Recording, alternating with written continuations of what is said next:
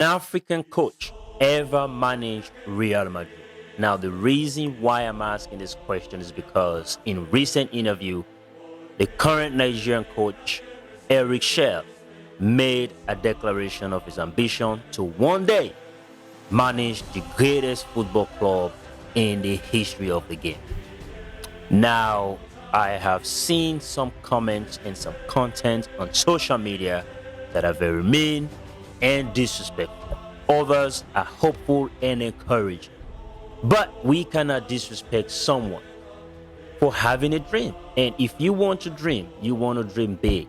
All right. And there is not a single person that have checked all the boxes of whatever their dreams were. It's not possible. All right. So while this might not be a reality, perhaps in his entire coaching career, but I don't see anything wrong with this. Absolutely. All right. Now, as a coach, is he tactical enough? Yes, I think so. But results at the end of the day are very important when you talk about coaching, right? When you look at the resume has to be able to get your attention. So for Eric Shell currently, I think when he got the Nigerian job, one of the biggest objective there, if not the biggest objective, was to take Nigeria to the World Cup 2026, and he was unable to do that. He had the opportunity to play that game against Congo and try to book a playoff game in that elimination, but he was not even able to do that.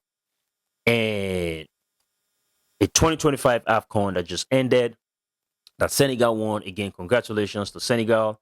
Nigeria finished third place. And prior to that, he was in charge of Mali. In that 2023 AFCON, he finished in the quarterfinals. Now, he has the Unity Cup in his resume, but the Unity Cup is like a warm-up tournament, all right, for international coaches, where what you want to do is assess your squad, try to put a formation, a system together, just try, like prepare yourself, okay, like a mock exam.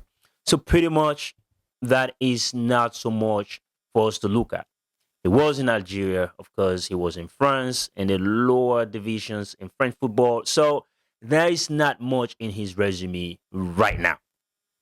And in all honesty, I think for me it is just a reminder of indeed when an African coach would actually manage now not just Real Madrid, all right, but even other clubs, the bigger clubs in Europe. And it is just, something that could be a conversation, anyways. All right. But Eric Shell, do not give up on your dreams. All right. Keep doing whatever it is that you're doing. And hopefully one day you will just actualize your dream. And when you make it a reality, please try to be as successful as possible at Real Madrid. Now, it is an incredibly difficult task to coach Real Madrid. We all know. We saw Xabi Alonso got kicked out. And Xabi Alonso is a very good coach. Very, very good coach. Because you have to be good to win the Bundesliga ahead of Bayern Munich. Simple. And in about 18 or 20 years or more, there are only two coaches that have been able to do that with other teams, not Bayern Munich.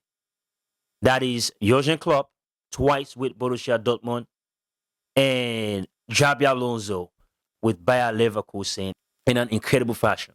So, but Xabi Alonso got kicked out anyways. So at the end of the day, coaching Real Madrid and these bigger clubs is not just about your understanding about a game, right? It's not about formation, systems, philosophy, and all that stuff. But there are other things of the field that you have to be able to deal with. It comes with a lot of pressure, especially the media. So that is why jobs like the Real Madrid, Manchester United, this Liverpool, all these big clubs, Arsenal, Bayern Munich, it's tough. AC Milan, Inter Milan, and Juventus, Barcelona. it is really, really difficult. Manchester City now, Chelsea, and so it is a very good ambition. Like I said, wish you all the best. But fans, let's get in the comment section and let's just engage. Until then, catch you later. Peace out.